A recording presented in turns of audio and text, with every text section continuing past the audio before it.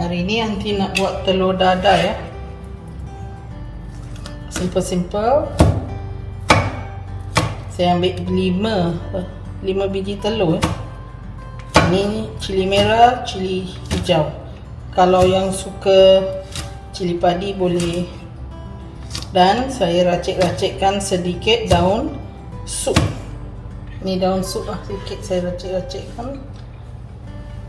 Lepas tu ni daun bawang, tinggal ni saja. I'm making a simple omelette, but a bit exciting with some things inside.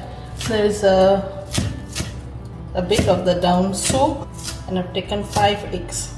So the red and green chili has gone in, the shredded daun soup has gone in. This is the onion stem. Actually, it would be nice if I had some leaves, but I don't. Okay. After this, I would grate fine a bit of carrot. Some people even put in cabbage, but I'm not going to.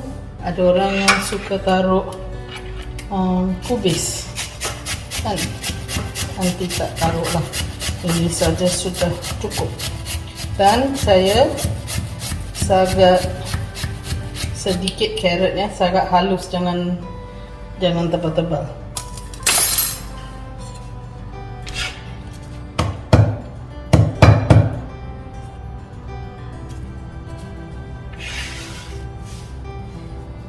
Okay, after that just add in a tiny amount of white pepper. Always white pepper, not black pepper. That would kill the taste of every other thing here if you use black pepper. And I'm also adding in a little bit of this Maggi cukup rasa. Just it's too much. 1/3 of a tablespoon, as well as a bit of salt. This is a very small spoon. I would say like 1 KFC size small spoon will do, more than enough, because we have that Maggi cukup rasa there. Nanti masukkan sedikit lada putih ya, jangan pakai lada hitam. Lada hitam akan tukar rasa semua ni, saya rasa lah. Dan saya masukkan sedikit Maggi cukup rasa, pun dah bergaram.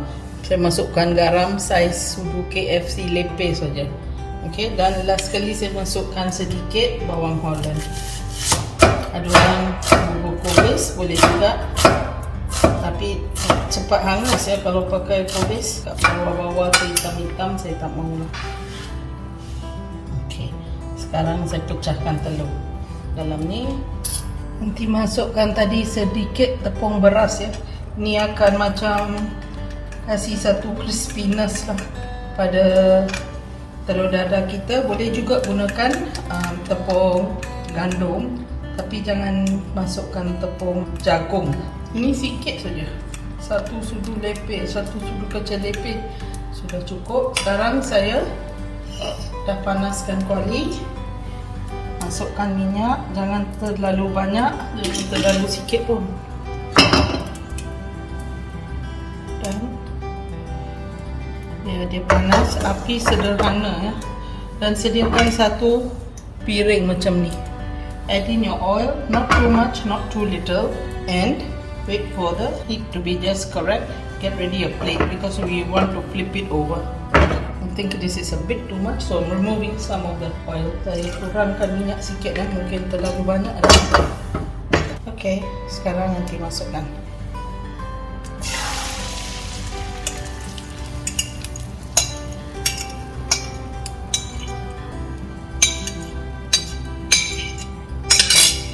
Cook it real slow in medium to low heat. Masak dalam api sederhana hingga kecil ya.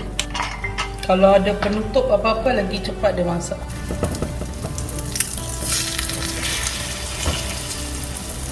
Heat it up a bit and let the uncooked portion flow down. Kita angkat-angkat sikit biar yang belum masak ni turun-turun sikit.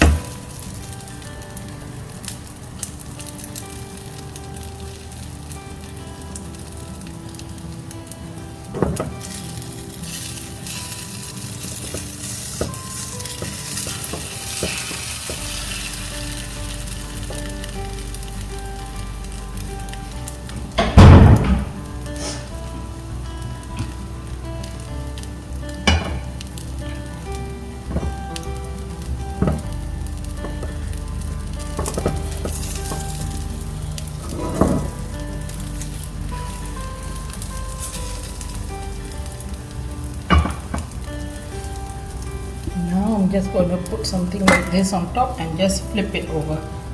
But make sure you don't have any more of the liquid omelette. Okay, saya dah terbalikkan, memang cantik. Lepas ni kita masukkan belah minta.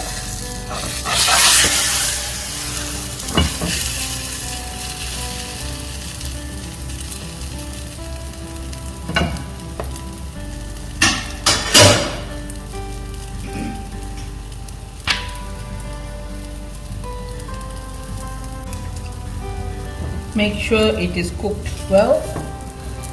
You can use this side if you wish, but I want to flip it over again, so I like it a bit yellowish, not too brown, so it's your own preference. Some people are fuss pots like me. Okay, boleh kita hidang macam ni saja, tapi aunty selalu suka belah yang kuning lebih sikit. Sekarang aunty nak terbalikkan dia.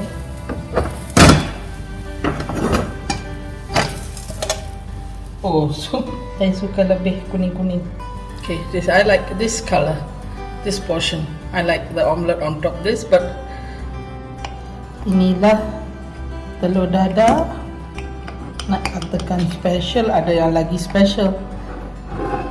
This is just a simple omelette. I won't call it a special omelette because there's really more recipes with eggs that's really special. You can actually add in chopped bean sprouts, you can add in cabbages, even certain greens you can also add in. Okay, ini nak panggil special bukanlah, tapi ada satu kelainan lah daripada telur dadah kosong. Boleh juga masukkan tauge yang kita cincang-cincang sikit, kubis, apa-apa daun yang warna hijau. Sekarang tak boleh ingat lah, tapi apa-apa daun yang warna hijau pun sedap. Okay, jangan lupa like, subscribe dan share resipi nanti. Jumpa lain kali. Bye bye.